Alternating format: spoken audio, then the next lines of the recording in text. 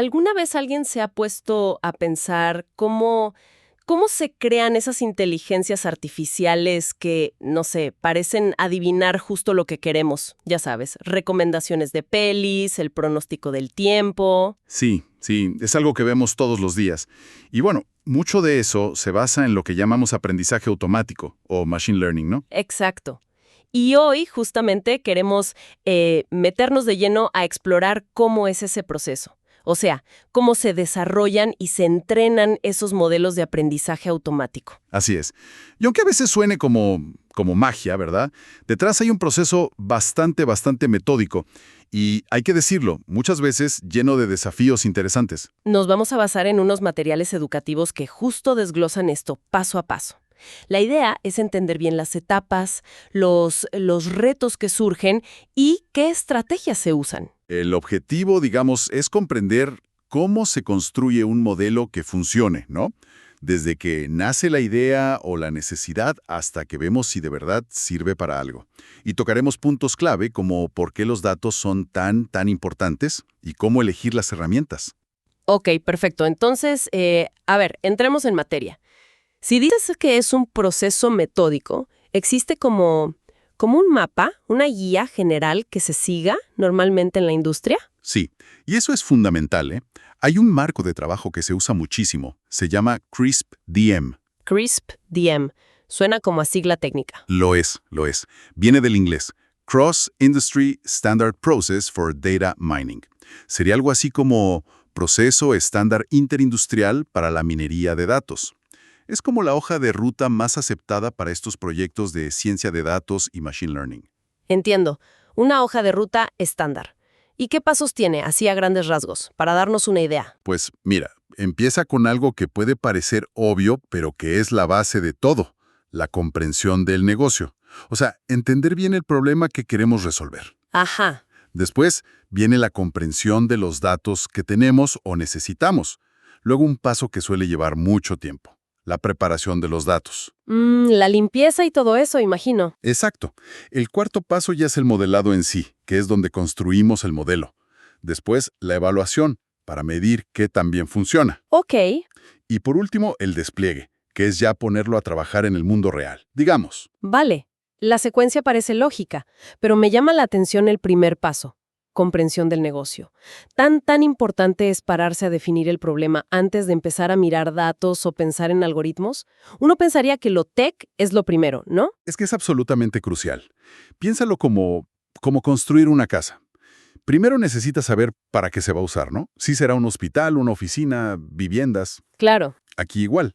Necesitas definir qué problema real quieres solucionar y, súper importante, cómo vas a medir si tu solución es buena, si tiene éxito. Si no tienes eso claro desde el principio, ¿Qué pasa? pues que podrías terminar construyendo el modelo más sofisticado del mundo, técnicamente perfecto, pero que al final no le sirva a nadie o no resuelva lo que de verdad se necesitaba. Fallar en entender el negocio es casi garantizar que el proyecto no aporte valor real, aunque técnicamente funcione. Ya veo. Es definir el para qué antes de pensar en el cómo. Tiene todo el sentido. Y luego mencionaste entender y preparar los datos. Supongo que eso es recolectar, limpiar, organizar todo antes de meterle mano al modelo en sí. Exactamente. Son pasos vitales. A veces se dice, y no es broma, que la preparación de datos puede ser el 80% del trabajo en un proyecto de estos. 80%. ¡Wow! Sí, y es un trabajo poco agradecido. Nadie te da premios por limpiar datos, pero son la materia prima. Sin datos buenos y bien preparados no hay nada. Ahora, ojo, algo importante sobre CRISP-DM. No es un camino recto, ¿eh? No es que haces el paso 1, luego el 2 y así hasta el final y listo. Ah, no. ¿Cómo es entonces? Rara vez es lineal. Lo más común es que sea un proceso iterativo. Vas y vienes. Iterativo. Como en ciclos. Justo. Imagina que estás en el paso 3, preparando datos, y de repente descubres algo que te hace dudar si entendiste bien el problema en el paso 1, o te das cuenta que necesitas buscar más datos. Entiendo. Quizás construyes un primer modelo en el paso 4, lo evalúas en el 5 y ves que los resultados son malísimos. Entonces tienes que volver atrás, quizás a preparar los datos de otra forma, o a seleccionar otras características, o incluso a probar un algoritmo diferente. Ah, claro. Entonces es menos como una escalera y más como un ciclo de refinar y mejorar, ¿no? Vas aprendiendo, ajustando, volviendo atrás si hace falta. Esa es una excelente manera de verlo. Es un ciclo constante de aprendizaje, prueba y mejora. Ahora, si te parece, podemos meternos más a fondo en el corazón de esto, el paso de modelado. Dale, me interesa mucho. Según entendí de las fuentes, la idea central es usar datos del pasado, ¿verdad? Ponían el ejemplo de predecir precios de casas. Ajá, sí, el ejemplo clásico. Teníamos datos de casas que ya se vendieron con sus características, metros cuadrados, número de habitaciones, esas serían las observaciones. Y el precio final al que se vendieron, que sería el objetivo. Correcto. Esos datos históricos son como el material de estudio para el modelo. Se usan en un proceso que llamamos entrenamiento. ¿Y qué significa exactamente entrenar un modelo? ¿Qué hace? Pues, en esencia, entrenar significa que el modelo intenta encontrar una relación matemática, una especie de fórmula o patrón, que conecte esas características de entrada, los metros, las habitaciones, con el resultado de salida, el precio. Ok. El entrenamiento consiste en ajustar los números dentro de esa fórmula, los parámetros o coeficientes, para que represente lo mejor posible la relación que se ve en los datos históricos que le diste. El modelo, digamos, aprende esa conexión. Vale. Aprende la fórmula, por decirlo así, que relaciona características y precio basándose en muchos ejemplos del pasado. Y una vez que la ha aprendido, la idea es que podemos darle datos de una casa nueva, que no estaba en los datos de entrenamiento, y nos dirá un precio probable. Exactamente. Esa es la meta final. Usar el modelo entrenado para hacer predicciones sobre datos nuevos, datos que nunca antes ha visto. Entendido, perfecto. Las fuentes también decían que un modelo, durante esta fase de modelado, tiene como 4 componentes clave que hay que definir o elegir. ¿Podemos repasarlos? El primero creo que era la selección de características. Eso es elegir qué datos específicos le damos al modelo. Como decidir si usamos los metros cuadrados, el barrio, el año de construcción. Precisamente eso. Es decidir qué ingredientes, de todos los datos que podríamos tener, le vamos a dar al modelo para que aprenda. Y ojo, que según la experiencia que reflejan las fuentes, este paso puede ser el más determinante de todos para el éxito final. ¿De verdad? ¿Más importante que, no sé, elegir un algoritmo súper avanzado o algo así? ¿Por qué es tan crucial? Pues piensa en el viejo dicho, basura entra, basura sale. O garbage in, garbage out, como dicen en inglés. Sí, claro.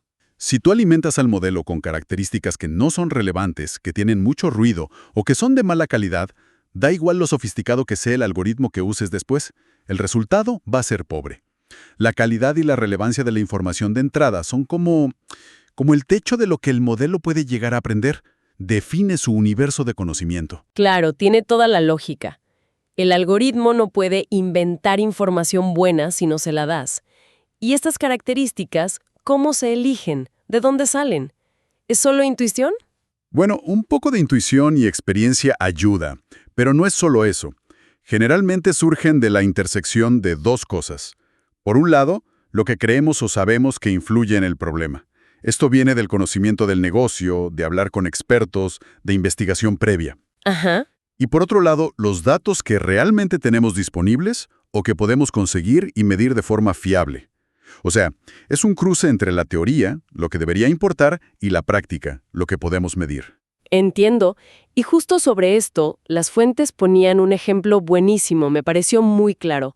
Un caso real de intentar predecir cortes de energía eléctrica para compañías antes de que lleguen las tormentas. Sí, un caso práctico excelente para ilustrar esto de la selección de características. Muy bueno. El desafío era predecir dónde y qué tan graves iban a ser los apagones, ¿no? Que muchas veces los causan los árboles que se caen sobre los cables con el viento y la lluvia. Pero claro, ¿qué hace exactamente que un árbol se caiga? Deben ser un montón de factores. Exacto. Y lo interesante es que el equipo que trabajó en eso no se quedó solo mirando los datos meteorológicos obvios, como la velocidad del viento o cuánta lluvia caía. Hicieron algo clave. Hablaron con expertos. ¿Con quiénes? Con gente de las propias compañías eléctricas, con meteorólogos, con la gente que vive ese problema día a día. Querían entender a fondo qué factores influían realmente. ¿Y qué descubrieron? Me imagino que el viento y la lluvia salieron, obvio. Sí, claro, esos estaban. Pero encontraron un factor que fue como una sorpresa, pero resultó ser súper importante: la estacionalidad, o sea, la época del año. La estación. ¿Por qué? Fascinante. Resulta que si los árboles tienen hojas o no, marca una diferencia brutal. Un árbol lleno de hojas actúa como una vela gigante con el viento fuerte, ¿entiendes? Es mucho más probable que se caiga o se rompa una rama grande que el mismo árbol en invierno, pelado, sin hojas. ¡Wow! Claro, tiene todo el sentido ahora que lo dices, pero jamás se me habría ocurrido así de primeras. Exacto. Y eso demuestra perfectamente que la selección de características es una mezcla.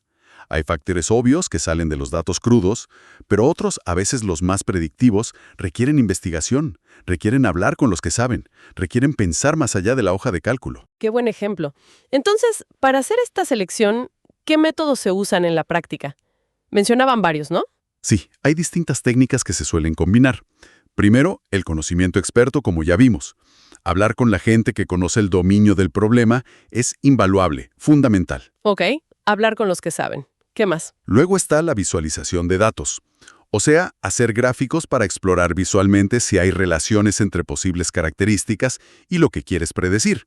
Por ejemplo, un gráfico de velocidad del viento contra número de cortes de luz. Ver patrones a ojo, digamos. Algo así. También se usan pruebas estadísticas más formales, como calcular la correlación para ver si una característica varía de forma consistente junto con el resultado que buscas. Ujú. Y finalmente, hay métodos que se llaman basados en el modelo. Entrenas un primer modelo, quizás uno simple, y miras qué características está usando más para hacer sus predicciones y cuáles parece estar ignorando. Eso te da pistas para refinar tu selección. Entendido. Y daban un consejo práctico que me llamó la atención. Decían que, en caso de duda, es mejor empezar con demasiadas características candidatas que con muy pocas. ¿No es eso como ineficiente? ¿Analizar un montón de cosas que quizá no sirvan para nada? Es una cuestión de balancear riesgos, ¿sabes? El peligro de dejar fuera, desde el principio, una característica que sí es importante es muy alto. Si lo omites, tu modelo, por mucho que lo optimices después con algoritmos geniales, nunca va a alcanzar su potencial máximo. Es como intentar hacer un pastel y olvidarte de un ingrediente clave. No hay forma de arreglarlo después. Ya veo. Entonces, generalmente es más seguro empezar con una lista amplia de posibles ingredientes y luego ir descartando los que no aportan nada, que arriesgarte a omitir algo esencial desde el vamos. El riesgo de limitar el modelo artificialmente suele ser mayor que el costo de analizar algunas características extra que luego descartas. Entendido.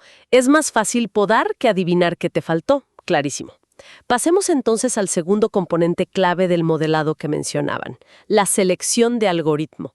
Ya tenemos las características, los ingredientes, ahora toca elegir el algoritmo, que sería como la receta, ¿no? Exactamente. El algoritmo es esa plantilla matemática o ese conjunto de reglas que el modelo va a usar para aprender la relación entre las características que le dimos y la salida que queremos predecir. Y bueno, algoritmos hay, muchísimos. Me imagino. ¿Y cómo se organizan? ¿Hay tipos o categorías para no perderse? Sí, se pueden agrupar de varias maneras. Una forma común es por el tipo de tarea que hacen. Hay algoritmos para regresión, que es cuando quieres predecir un número continuo, como el precio de una casa. Ajá. Y otros para clasificación, que es cuando quieres predecir una categoría, como decir si un email es spam o no spam.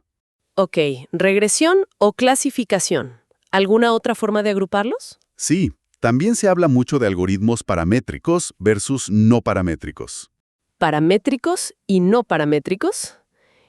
¿Qué significa eso? Los paramétricos, como la regresión lineal, asumen que la relación que buscan tiene una forma matemática fija, como una ecuación lineal. Solo necesitan aprender unos pocos números, los parámetros de esa ecuación. Son como más rígidos. Vale. Los no paramétricos, en cambio, son más flexibles. No asumen una forma fija de antemano. Piensa en un árbol de decisión, por ejemplo. Su estructura, su complejidad, puede crecer y adaptarse a los datos. Son como más libres. Entiendo la diferencia. Entonces, hay muchas opciones. Pero mencionan algo con un nombre curioso, el teorema no free lunch. No hay almuerzo gratis. ¿Qué quiere decir eso aplicado aquí? Suena un poco desalentador. Un poco sí, pero es una idea súper importante en Machine Learning. El teorema no free lunch dice básicamente que no existe un único algoritmo que sea el mejor para todos los problemas y todos los tipos de datos. Ningún algoritmo es universalmente superior. O sea que no hay una bala de plata. Exacto. El rendimiento de un algoritmo siempre depende del problema específico que estés tratando de resolver y de las características de tus datos. Lo que funciona de maravilla para predecir, no sé, clics en anuncios online, puede ser pésimo para detectar fraudes bancarios, por ejemplo. Entonces, si no hay un algoritmo mágico que sirva para todo, ¿cómo se elige? ¿Hay que ser una experta en los cientos de algoritmos que existen? ¿O se prueba un poco al azar? No, al azar no. La práctica habitual, y lo que sugieran las fuentes, es más bien seleccionar un conjunto de algoritmos que parezcan apropiados para tu tipo de problema, si es regresión, clasificación, etc., y también para la naturaleza de tus datos. ¿Cuántos datos tienes? ¿Qué tipo de características? Ok, seleccionas unos cuantos candidatos razonables. Y luego, Y luego los pruebas. Entrenas modelos usando varios de esos algoritmos candidatos con tus datos y comparas cómo funcionan en tu problema específico. Al final, eliges el que te dé los mejores resultados en tu contexto. Es un proceso empírico, de probar y comparar. entiendo, probar varios y ver cuál funciona mejor para mi caso. ¿Y qué es lo que se compara exactamente? Me imagino que el rendimiento, la precisión, ¿qué también predice? Es lo primero que miras, ¿no? Sin duda. El rendimiento, la exactitud, la precisión, como quieras llamarlo, suele ser el objetivo principal. Queremos que el modelo acierte lo más posible. Pero, y aquí es donde la cosa se pone más interesante, no es el único factor a considerar. Hay otros dos que son muy importantes también. ¿Ah, sí? ¿Cuáles son? El segundo criterio clave es la interpretabilidad. Interpretabilidad, ¿te refieres a si podemos entender por qué el modelo está dando una predicción específica? A ver, pero si el modelo funciona bien, si acierta mucho, ¿realmente importa tanto entender el porqué de cada decisión? ¿No alcanza con que funcione y ya? Esa es la gran pregunta. Y la respuesta corta es, depende totalmente del contexto y de para qué vayas a usar el modelo. A ver, explícame. ¿Cuándo sí importa? Pues imagina un modelo que ayuda a los médicos a diagnosticar enfermedades o a recomendar tratamientos, o un modelo que usa un banco para decidir si te da un préstamo o no. En esos casos, muchas veces es crucial poder explicar la decisión. Claro. Los médicos necesitan confiar y entender por qué se sugiere algo. Los clientes tienen derecho a saber por qué se les negó un crédito. Puede haber regulaciones que exijan explicaciones. Ahí la interpretabilidad es fundamental. Entiendo. Hay algoritmos que son más fáciles de entender que otros, entonces. Exacto. Algunos, como la regresión lineal o los árboles de decisión simples, son bastante transparentes. Puedes ver qué factores pesaron más y cómo. Son como cajas de cristal. Ujú. Pero otros, especialmente las redes neuronales complejas, lo que se llama deep learning, a menudo funcionan como cajas negras. Pueden ser increíblemente precisos, pero entender el razonamiento interno, el porqué de una predicción específica, es súper difícil, a veces casi imposible. Ya veo. O sea que si necesito explicar las predicciones, quizá tenga que elegir un algoritmo un poco menos preciso, pero más interpretable. Puede ser. Es un trade-off, una compensación que hay que evaluar. En ciertas áreas, como salud, finanzas, justicia, la confianza y la capacidad de explicación son tan importantes o más que un pequeño porcentaje extra de acierto. Comprendido. Rendimiento e interpretabilidad. ¿Y cuál era el tercer factor? El tercero es la eficiencia computacional. Eficiencia computacional.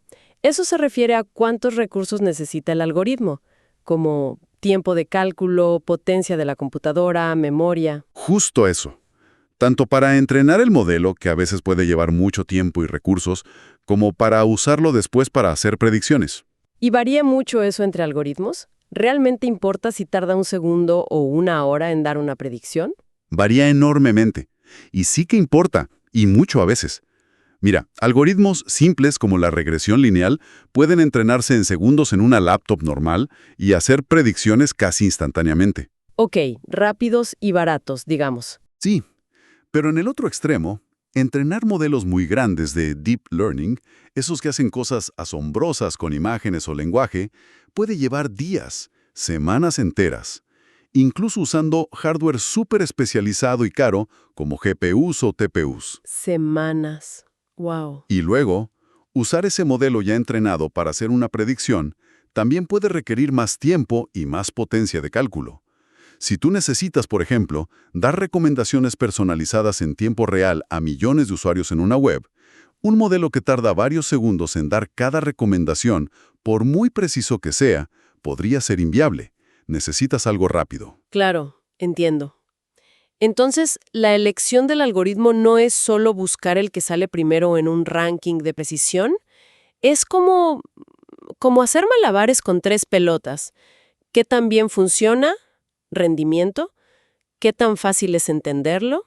Interpretabilidad. ¿Y cuánto cuesta usarlo en términos de tiempo y recursos? Eficiencia. Exactamente. Es un triángulo de compensaciones. Tienes que encontrar el balance adecuado para tu proyecto específico. A veces puedes sacrificar un poquito de precisión para ganar mucha interpretabilidad, si la necesitas, o para que sea mucho más rápido y barato de operar. No hay una respuesta única que sirva para todos. Hay que entender las prioridades de cada caso. Y para ilustrar este dilema a la perfección, las fuentes traen el famoso caso del premio Netflix. Me encantó ese ejemplo. Sí, es un ejemplo clásico, de manual, que encapsula perfectamente este equilibrio del que hablamos. Recuerdo algo de eso, fue hace años, ¿no? Netflix lanzó un concurso público, con un premio millonario. Correcto. Fue a mediados de los 2000. Ofrecieron $1 millón al equipo que pudiera mejorar la precisión de su sistema de recomendación de películas. O sea, predecir qué calificación le daría un usuario a una película que no ha visto en al menos un 10% comparado con el sistema que tenían ellos en ese momento.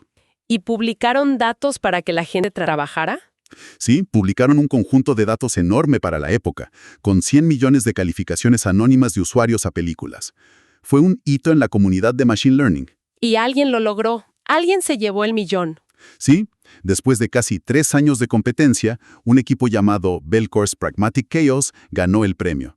Presentaron una solución que superaba ese umbral del 10%. Genial. ¿Y cómo era esa solución? ¿Un algoritmo nuevo súper secreto? No exactamente un algoritmo nuevo, sino algo más complejo. Un ensamble.